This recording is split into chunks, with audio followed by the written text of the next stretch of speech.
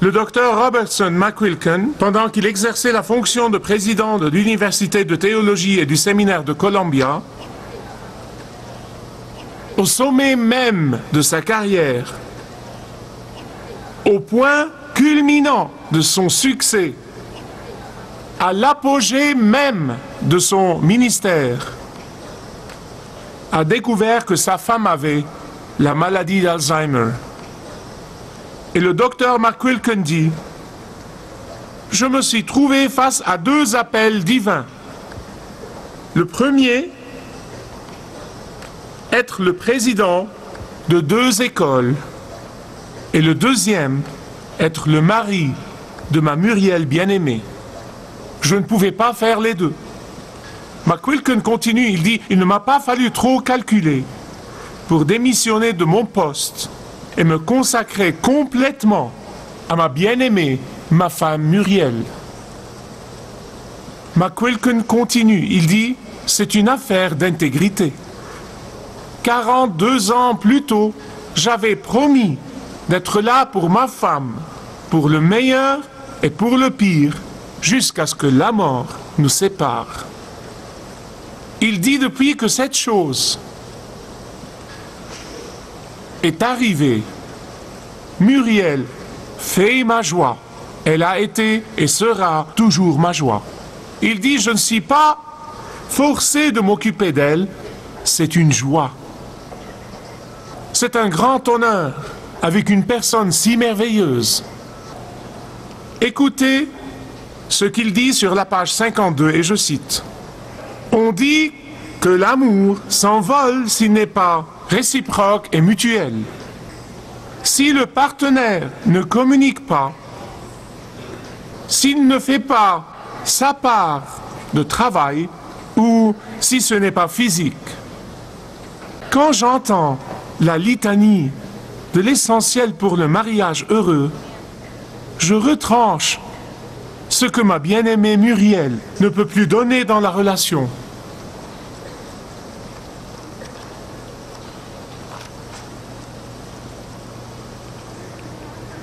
Et je médite sur le mystère de l'amour.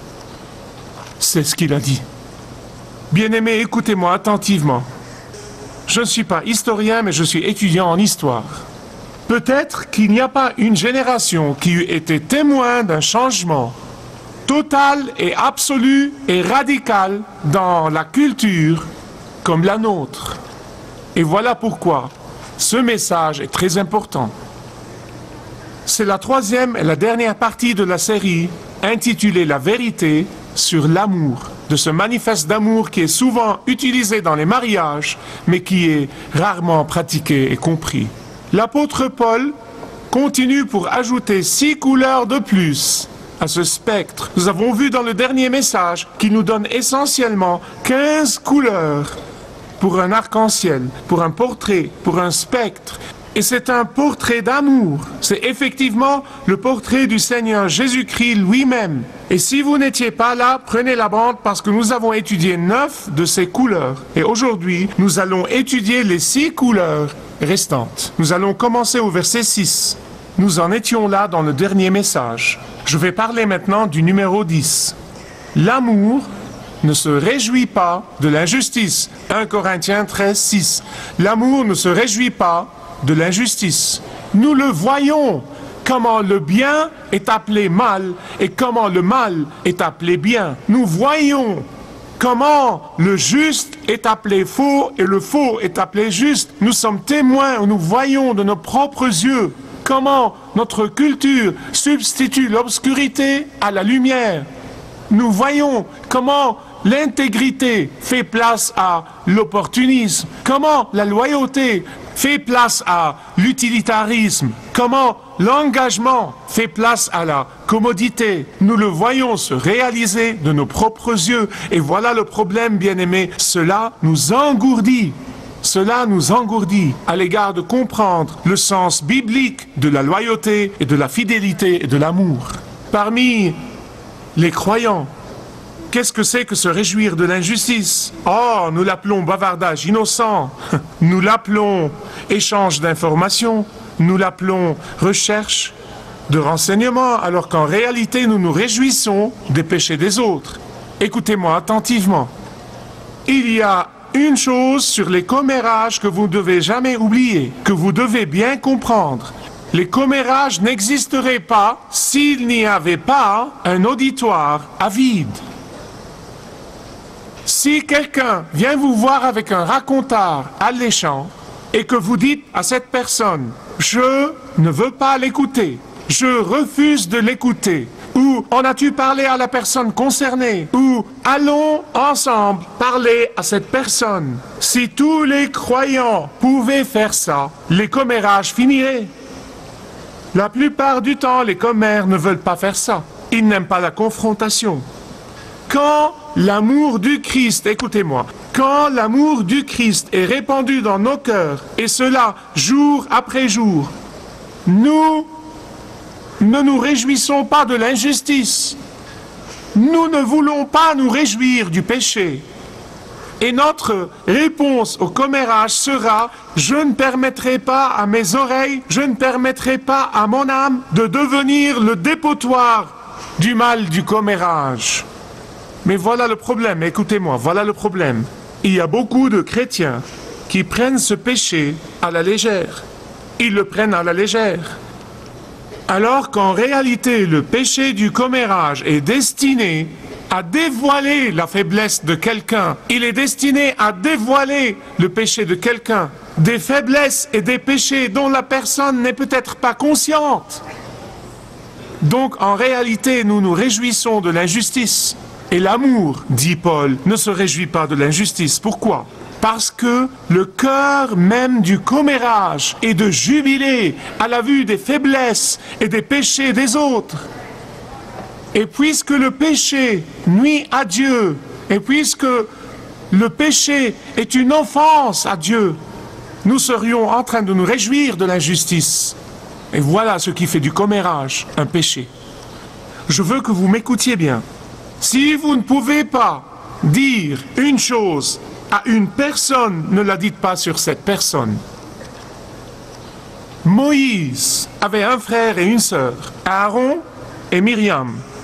Un jour, Aaron et Myriam étaient jaloux du leadership que Dieu avait conféré à Moïse.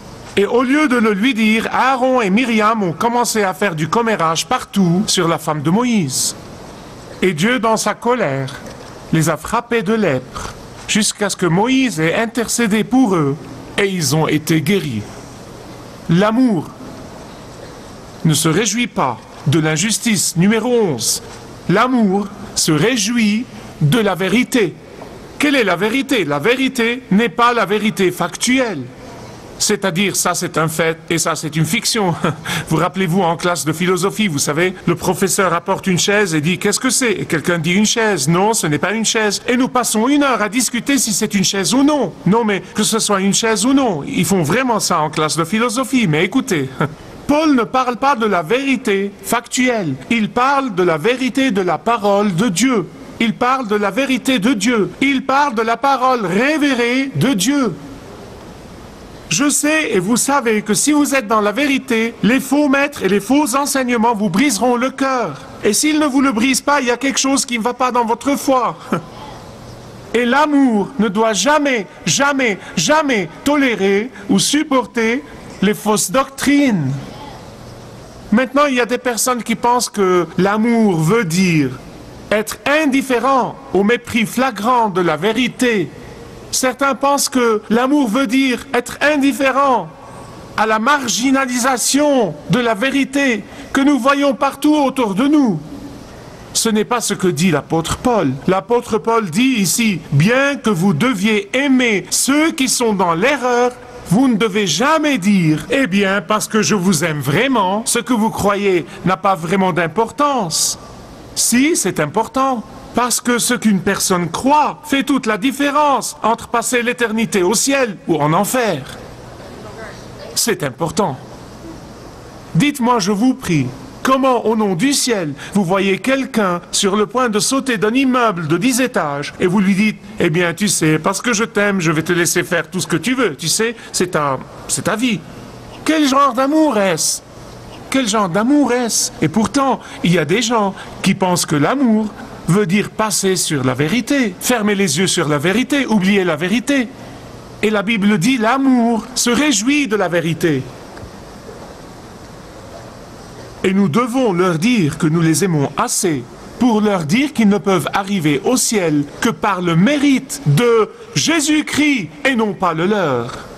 L'amour est compatible avec la bonté, comme nous l'avons vu dans le dernier message. Mais l'amour ne transige pas sur la parole infaillible de Dieu. Dire que ce qu'on croit n'a pas d'importance n'est pas de la gentillesse. C'est cruel et c'est méchant. L'amour ne se réjouit pas de l'injustice, l'amour se réjouit de la vérité. 12. L'amour supporte tout. Qu'est-ce que cela veut dire? L'amour supporte tout. Est-ce que ça veut dire cette interprétation moderne ou ce faux enseignement de tolérance qui tolère toutes les perversions et tous les péchés, et cela au nom de l'amour? Absolument pas. Il y a des gens qui l'interprètent de cette façon, mais ce serait en contradiction avec tout ce que nous enseigne le Nouveau Testament. L'amour supporte tout veut dire supporter toutes les choses qui sont acceptables à Dieu. Aimer toutes les choses qui sont compatibles avec la justice de Dieu. Supporter toutes les choses qui sont compatibles avec les commandements de Dieu. L'amour supporte tout veut dire prévenir aimablement et doucement tous ceux qui sont dans l'erreur. Ça veut dire châtier aimablement et doucement ceux qui ne sont pas dans la vérité. Ça veut dire réprimander et discipliner aimablement et doucement. L'amour supporte toute chose ne veut pas dire aller partout avec un porte-voix pour proclamer au monde les péchés et les échecs des autres. Non et 1 million de non, ce n'est pas ce que ça veut dire, mais plutôt couvrir et protéger la personne tout en montrant à cette personne la voie de la rédemption, tout en lui montrant la voie de la miséricorde et de la grâce. Quand Jésus a révélé son parfait amour, non seulement il a pris sur lui-même les conséquences du péché, mais il nous a aussi couverts de sa grâce pendant qu'il nous invitait au repentir et à la foi. 1 Pierre 4:8 dit « L'amour couvre une multitude de péchés. » Comment? En montrant à la personne comment ses péchés peuvent être pardonnés, comment elle peut être rétablie et comment elle peut être délivrée de la culpabilité. 13. L'amour croit toutes choses. Cela veut-il dire que nous devenions tous crédules? Que chacun de nous soit reconnu, comme on dirait, un idiot du village? Non, ce n'est pas ce que ça veut dire. Ça veut dire qu'il ne faut pas soupçonner tout le monde tout le temps. Ça veut dire qu'il ne faut pas être cynique sur toute chose tout le temps. Ça veut dire que vous devez placer une couverture sur le pécheur afin qu'il ou elle puisse avoir une chance de se confesser et d'être pardonné et d'être rétabli. Bien-aimés, l'amour est un port de confiance. Voilà pourquoi quand la confiance se brise, écoutez-moi, quand la confiance se brise, les relations peuvent devenir très difficiles et compliquées. Mais voilà ce que dit l'amour. L'amour dit, bien que la confiance ait été brisée, bien que la confiance ait été trahie, bien que je vais vous donner une deuxième chance. Me fier à vous et placer ma confiance en vous, encore une fois. Numéro 14. L'amour espère toute chose. Voilà une chose que je dis à toute personne qui vient me voir à propos d'une difficulté dans sa vie, surtout quand ça a affaire avec quelqu'un d'autre. Nous ne devons jamais renoncer à qui que ce soit. Peu importe combien ils ou elles se sont éloignés, peu importe combien bas ils sont tombés, peu importe combien odieux ils sont devenus. L'amour espère en la grâce de Dieu. L'amour continue d'espérer en la grâce de Dieu. L'amour continue d'espérer en la miséricorde de Dieu. L'amour continue d'espérer en la souveraineté de Dieu. L'amour ne perd pas l'espoir en Jésus. Finalement, 15. La 15e couleur dans l'arc-en-ciel. L'amour supporte toute chose, et l'apôtre Paul l'a laissé pour la fin, délibérément. Ce ne sont pas des idées, comme je l'ai dit dans le dernier message, des choses lancées en l'air comme l'art moderne, répandre un tas de couleurs et espérer qu'elles aient un sens. Non, non, non. Chaque parole est une marche sur l'échelle. Paul a laissé la dernière. L'amour supporte toute chose pour la fin, délibérément, parce qu'elle est d'une importance capitale. En fait, le mot supporte est pris du lexique du langage militaire. Il est pris du lexique du langage de guerre, du langage de bataille. Et il est souvent utilisé quand une certaine armée entre dans une parcelle de terre, une parcelle de territoire, que ce soit une forteresse ou une colline, qui devient un point extrêmement stratégique. Soit ils résistent là-bas, soit ils meurent. Ils savent que leur avenir dépend de leur résistance dans ce territoire. Ils savent que leur gagne-pain, leur futur, leur vie même dépendent de leur résistance dans ce territoire. Et donc, toutes les épreuves, toutes les difficultés, toutes les souffrances, toutes les luttes, tout en valent la peine. Pourquoi? À cause de l'importance de sauvegarder ce territoire. Voilà exactement ce dont parle l'apôtre Paul. Et ce concept de supporter a peut-être sa plus grande application dans le mariage chrétien. Dans le mariage chrétien. L'amour supporte toute chose. Cela veut dire que le mariage chrétien mérite d'être protégé à tout prix. Écoutez, je sais que l'ennemi est en train d'attaquer les mariages chrétiens aujourd'hui. Parce que l'ennemi sait que s'il peut détruire le mariage chrétien, il pourra détruire l'Église chrétienne. Et s'il peut détruire l'Église chrétienne, il n'y aura personne pour le combattre. Par conséquent, le mariage chrétien doit être protégé à tout prix. Et écoutez, à moins d'abus physiques, et vous devriez considérer ça comme allant de soi, c'est une chose que je ne pourrai jamais, jamais, jamais défendre. À moins d'abus, un mariage chrétien doit être protégé. Pourquoi? Parce que quand l'amour du Christ est le maître absolu entre un mari et une femme, Dieu continuera à répandre son Esprit Saint. Il continuera à répandre son Esprit Saint sur le mariage pour qu'il puisse résister fermement, résister aux attaques de l'ennemi, résister à la tentation de la chair, résister au désir d'abandonner et de se rendre. L'amour supporte toute chose. Robertson McQuilkin l'a dit clairement. Après avoir passé 20 années et plus à s'occuper de sa bien-aimée Muriel, chaque minute de chaque heure, toutes les heures de chaque jour, tous les jours de chaque semaine, toutes les semaines de chaque mois et tous les mois de chaque année pour la meilleure part de 20 années, dans la page 33 de son livre, il dit « Mon emprisonnement s'est avéré être une libération merveilleuse qui m'a permis d'aimer de la façon la plus complète. » Il dit « Nous avons trouvé que les chaînes des circonstances pénibles n'étaient pas un instrument de torture, mais des liens pour nous rapprocher davantage. »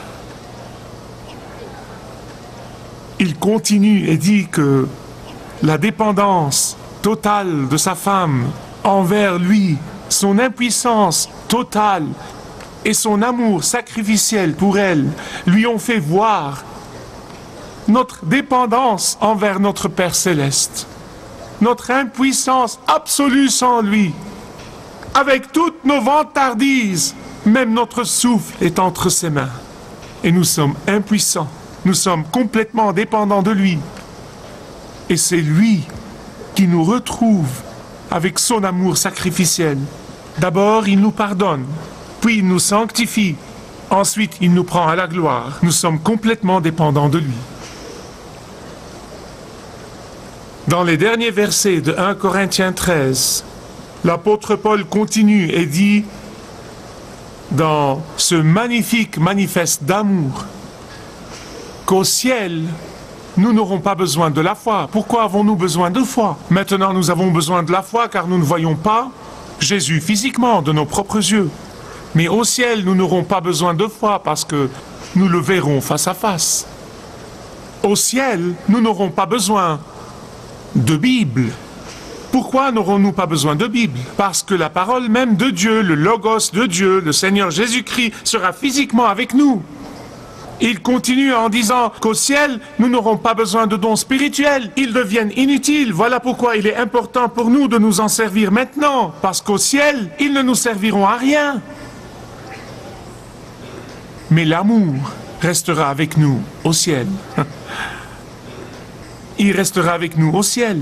Parce que là-bas, nous aimerons parfaitement, tout comme Jésus aime parfaitement. Mais vous savez, tant que nous vivons sur cette terre,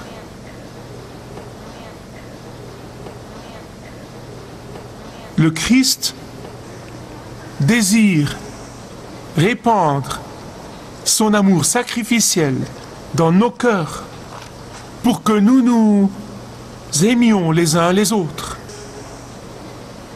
Nous avons vu dans le dernier message que Jésus dit « À ceux-ci, tous connaîtront que vous êtes mes disciples si vous avez de l'amour les uns pour les autres. » Et Jésus désire continuer à répandre son amour dans votre cœur et dans mon cœur, afin que nous le partagions et le donnions.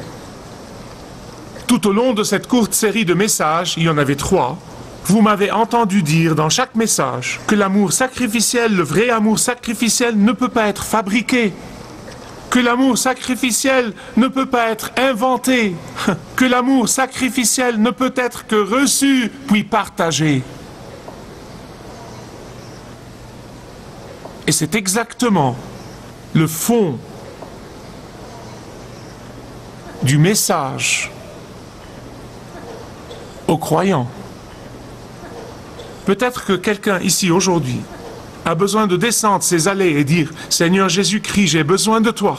J'ai besoin que ton amour soit répandu dans mon cœur pour que je puisse être capable de le partager avec les autres. » Avant de conclure, je veux vous raconter cette histoire.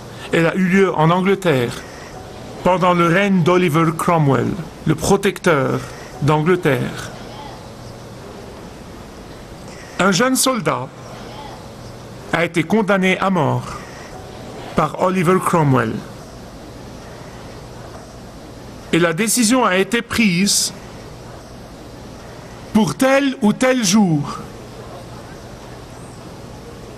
Quand la cloche du couvre-feu sonne, ce jeune homme allait être décapité. Il était fiancé à une jeune femme qu'il aimait tendrement. Donc elle prend son courage à 2 mains et elle va voir Oliver Cromwell. Elle tombe devant lui, face à terre, à ses pieds. Elle le supplie, elle lui demande d'épargner la vie de son bien-aimé. Mais en vain. Donc quand le jour de la décapitation de ce jeune arrive, le sacristain tire sur la corde pour sonner la cloche. Mais la cloche ne sonne pas. Il tire plus fort. Mais la cloche ne sonne pas. Que se passe-t-il? La jeune femme a grimpé dans le clocher Et elle est allée à l'intérieur de la cloche et elle s'est pelotonnée autour du battant pour que chaque fois que le sacristain tire sur la corde, le battant frappe la cloche mais ne sonne pas. Et elle a continué à s'accrocher au battant, elle a continué à s'accrocher au battant jusqu'à ce qu'il ait cessé de balancer. Et finalement, il la descend en bas, saignante, de chaque pore de son corps, meurtrie, écrasée. Cromwell la regarde et dit « Je n'ai jamais vu de plus grand amour. » Et il commut la peine de son bien-aimé. Maintenant, bien-aimé, je veux vous dire une chose, écoutez-moi attentivement. Seul le Seigneur Jésus-Christ peut vous donner et me donner ce genre d'amour. Si vous désirez connaître Dieu d'une manière personnelle, demandez le livret « Retrouvez la joie que vous avez toujours désirée » et vous pourrez découvrir l'amour de Dieu pour vous et apprendre comment expérimenter son pardon.